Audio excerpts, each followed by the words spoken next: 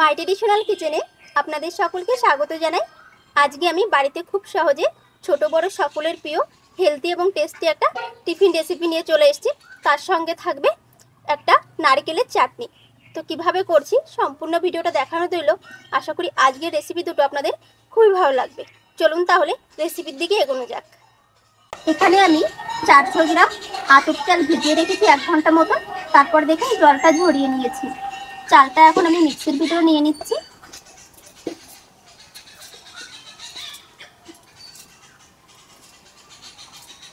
একবারে সমস্ত চালটা কিন্তু মিক্সি হবে না, তাই আমি দুইবারে করব। আমি আতপ চাল নিয়েছি 400 গ্রাম আর দই নিয়েছি 300 গ্রাম। এটা হলো টক দই। চালের 3 ভাগ নিয়েছি টক দই। এখন এই চালের ভিতরে টক দই দিয়ে মিক্সিতে পেস্ট করে নেব। আমি এখান থেকে অর্ধেকটা দই দিয়ে দিচ্ছি। মিক্সিতে দিয়ে পেস্ট তৈরি করে নেব। এই দেখুন খুব মিহি করে পেস্ট করে নিয়েছি। এটা আমি একটা গাবলায় ঢেলে নিচ্ছি।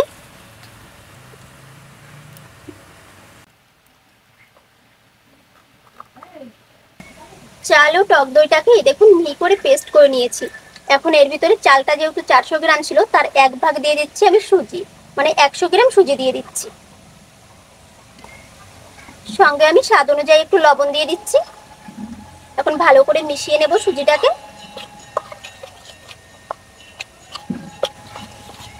সুজিটাকে ভালো করে মিশিয়ে নিয়েছি। এখন ঢেকে 10 মিনিটের জন্য রেস্টে রেখে দেবো, তাহলে সুজিটা আগে থেকে নরম হয়ে যাবে। এখন তাহলে নারকেলের চাটনিটা রেডি করে নেব। নারকেলের চাটনি তৈরি করার জন্য এখানে আমি 1 বাটি নারকেল কুড়িয়ে নিয়েছি। এখন মিক্সির ভিতর দিয়ে দিচ্ছি আমি।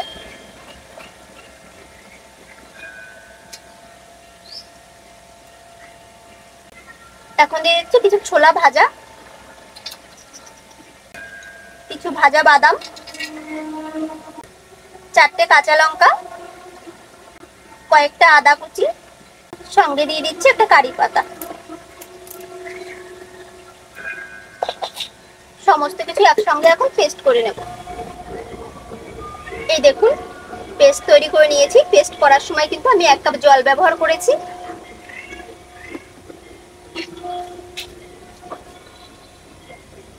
এখন এটাকে আমি একটা পাত্রের ভিতরে ঢেলে নিচ্ছি।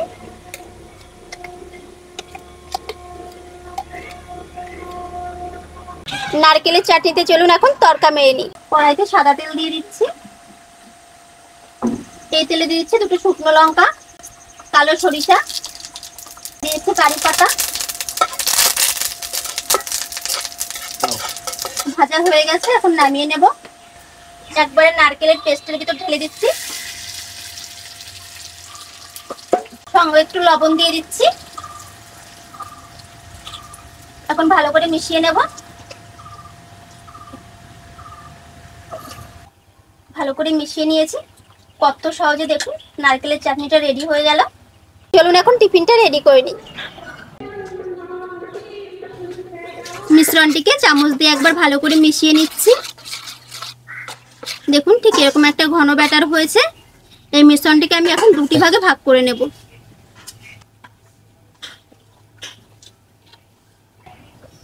টিফিনটা আমার একবারে রেডি হবে না, সেই জন্য আমি 2 ভাগে ভাগ করে নিয়েছি। আমি 2বারে করব। আমি এখানে 1 প্যাকেট ইনো নিয়ে নিয়েছি। ইনোটা মিশিয়ে দিচ্ছি। ইনোটা দিয়ে সঙ্গে সঙ্গে তৈরি করতে হবে, সেই কারণে আমি 2 ভাগে ভাগ করে নিয়েছি। এখন ভালো করে মিশিয়ে নেব।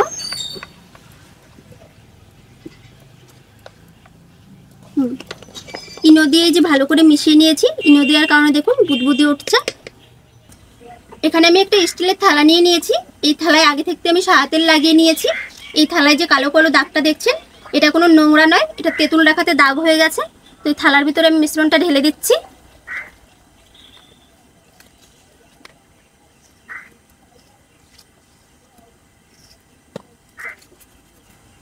কড়ার ভিতর জল গরম বসিয়ে দিয়েছি, তার ভিতরে একটা স্ট্যান্ড বসিয়ে দিলাম। এখন এর উপরে থালাটা আমি বসিয়ে দিচ্ছি। বসিয়ে আমি 10 মিনিট এটাকে ভাপ দিয়ে নেব। 10 মিনিট হয়ে গেছে। এখন একবার চেক করে দেখব টিফিনটা হয়েছে কিনা।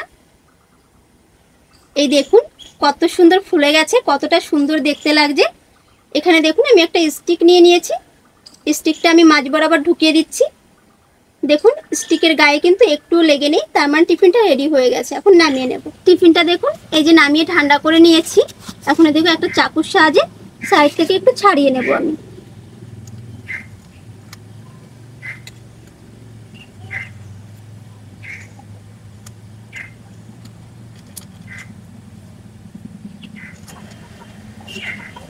এই দেখুন এই যে তুলে নিলাম, কতটা সুন্দর হয়েছে দেখুন। এইভাবে আমি আরেকটা রেডি করে নেব। দুটো টিফিনই দেখুন আমি রেডি করে নিয়েছি, কতটা সুন্দর হয়েছে দেখুন। এই দেখুন কতটা সফট দেখুন, এই দেখুন। এখন এটাকে আমি পিস পিস করে কেটে নিয়ে তারপর আপনাদেরকে দেখাচ্ছি। টিফিনটা দেখুন পিস পিস করে কেটে আমি প্লেটে সাজিয়ে নিয়েছি, কতটা সুন্দর দেখতে লাগছে দেখুন। এই দেখুন টিফিনটা কতটা নরম আর কতটা স্পঞ্জি দেখুন, এই দেখুন। এখন আপনাদেরকে একটা আমি ছিঁড়ে দেখাচ্ছি ভিতরটা কেমন হয়েছে। এই দেখুন কত সহজে এই দেখুন ছিঁড়ে যাচ্ছে, কতটা জালিদার হয়েছে দেখুন।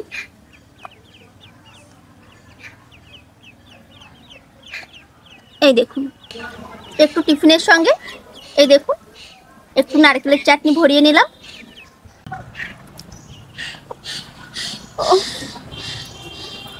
দারুণ! এই নারকেলের চাটনির সঙ্গে টিফিনটা একেবারে জমে গেছে, দুটো মিলে একদম জমে ক্ষীর হয়ে গেছে। তো আপনারাও বাড়িতে দেরি না করে এই সুন্দর হেলদি টিফিন রেসিপিটা বাড়িতে তৈরি করুন, আর তার সঙ্গে এরকম নারকেলের চাটনিটা তৈরি করুন।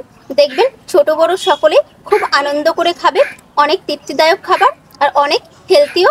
তো আমার এই রেসিপিটা ভালো লাগলে অবশ্যই লাইক কমেন্টে শেয়ার করবেন, আর এরকম নিত্য নতুন রেসিপির ভিডিও পেতে আমার চ্যানেলটিকে সাবস্ক্রাইব করে আমার পাশে থাকার মতো হলো। আর সম্পূর্ণ রেসিপিটা দেখার জন্য অসংখ্য ধন্যবাদ জানাই।